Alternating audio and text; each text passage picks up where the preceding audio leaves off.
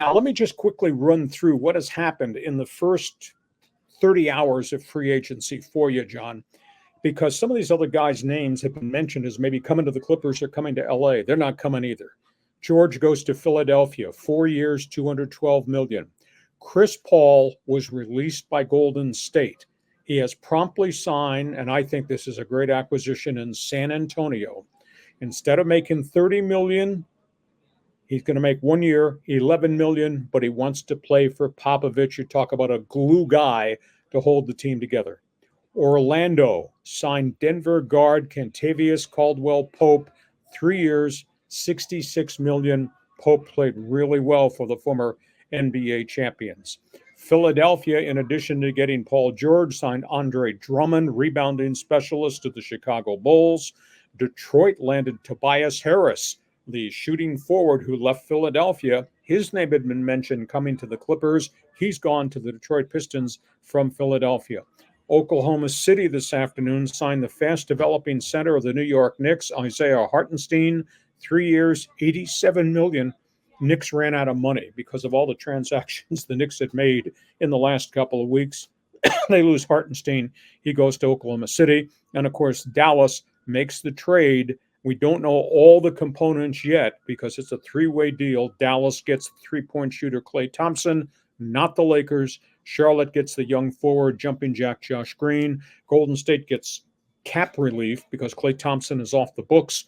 And at the same time, they're going to pick up, I think, multiple draft picks along the way. So those were marquee names that changed teams. And I said this first 18 to 32 hours in the NBA free agency has just been, your wording is correct, wheeling and dealing. It's been pretty amazing, John. Yeah, I honestly don't know what to make of all these moves. I'm curious to know if any of these kids that were drafted, if they're going to make a big impact in year one when they're on their new roster.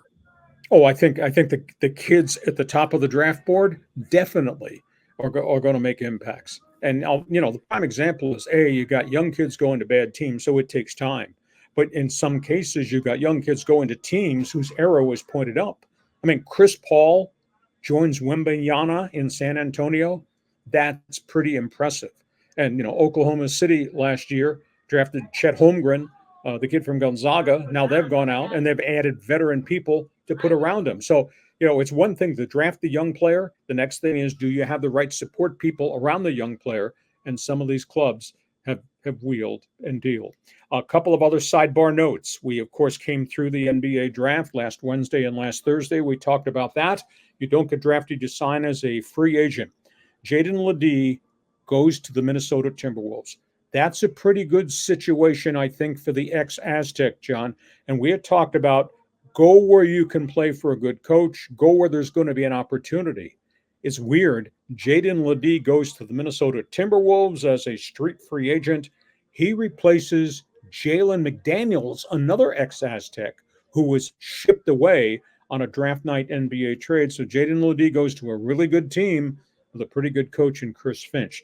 And Keyshawn Johnson, the ex-Aztec, who went to Arizona for 1 year, does not get drafted. He goes to Miami as a street free agent. He's going to get a chance to learn under Eric Spoelstra, smart guy, coach, really good teacher, and Pat Riley, a hell of a general manager, player personnel guy, and knows how to run systems. So for the Aztecs, I think in my heart, this worked out okay for LeDee. I don't know how many minutes he's going to get, but there is an opening because Minnesota got rid of Jalen McDaniels, and Keyshawn Johnson goes to play for two real bright light guys. John?